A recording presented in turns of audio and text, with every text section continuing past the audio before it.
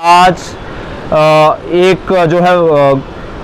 हवा सा उड़ाया जा रहा है कि गवर्नमेंट जो है वो गुजर बकरवाल तबका के जो हकूक़ हैं उनके साथ छेड़छाड़ होने जा रही है, और गुजर बकरवाल तबका के जो राइट्स हैं, जैसे जिनमें हम कहेंगे एसटी के साथ छेड़छाड़ की बात की जा रही है, तो उसी को लेकर आज डाक बंगलो मंडी में ये सारे दोस्तों ने मिलकर एक यहाँ पे प्रोग्राम रखा था, जिसके बाद हमने एक प्रेस कॉन्फ्रेंस भी जो है वो करनी थी, और उसी प्रेस कॉन्फ्रेंस के माध्यम से हम सेंट्रल गवर्नमेंट तक अपना मुतालबा पहुंचाना चाहते हैं कि जो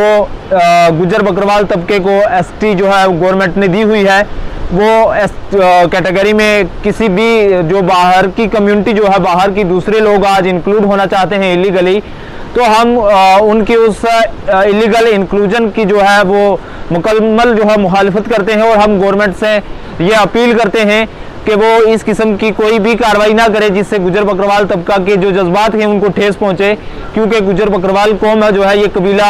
ये एक देशभक्त कौम है, देशभक्त कबीला है, और इन्होंने हिंदुस्तान के लिए और हिंदुस्तानियत के लिए अपने आज तक जानों के नजराने दिए हैं। देखिए जी, आपने कहा पॉलिटिकल लीडर्स जो है वो बड़े लीडर्स चुप हैं, तो मैं कहूँगा लीडर्स जो है वो किसी तहरीक को नहीं बनाते हैं, बल्कि तहरीक जो है वो लीडरों को बनाती है। हम एक तहरीक के साथ वाबस्ता है। अगर आज ये लीडर खामोश हैं, अगर गुजर बकरवाल तबका के हकूक़ के साथ कोई छेड़छाड़ की जा रही है, तो आने वाले वक्त में तबका जो है, हमारी कौम जो है वो इन लीडर्स को जवाब देगी। कि ऐसा कुछ भी नहीं है कि हम किसी को देशभक्त नहीं समझते, ना ही हम देशभक्ति या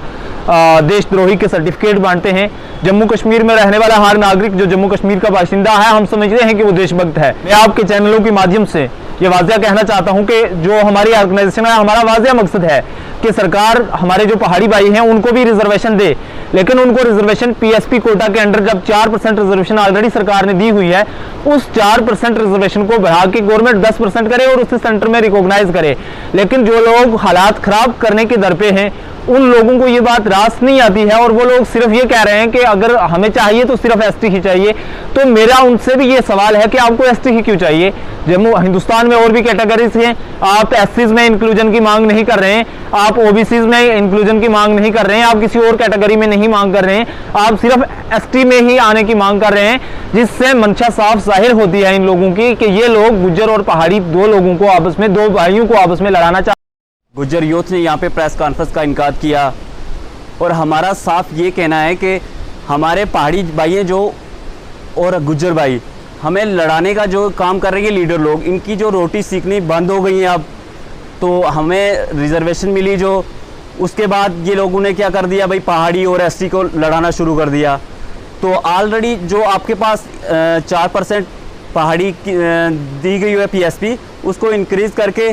10% दी जाए, तो ये लड़ाने का कौन सा काम है भाई? जो बड़े बड़े लीडर हैं उन्होंने आज सोच लिया कि हमारा काम तो बंद हो गया भाई, हमारी दुकानें चलनी बंद हो गई हैं, आप बीच में पहाड़ी और गुज्जर की लड़ाई लगा दी उन सब ने।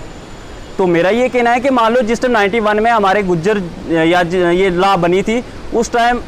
इन लोगों ने भी अपनी मांग रखी थी, तो उस टाइम अगर इनको नहीं दिया गया, मेरा ये कहना है कि अगर हैंडीकैप इंसान होगा तो उसको 2 साल या 1 साल में ही उसका पेंशन भी लग जाती है, उसको सर्टिफिकेट भी मिल जाती है। तो इन लोगों को 40 साल बाद तक आज 5-4 साल में इतनी चीज़ें याद आ गई। आज जब ये सत्ता में थे तो ये कहाँ थे? ये उस टाइम कुछ नहीं बोल रहे थे, क्योंकि इनका सब चल रहा था ना। आज सब चीज़ें बंद हो गई हैं, उसमें बस गुज्जर पहाड़ी उठ के लड़ाई झगड़े हर जगह पे लगे।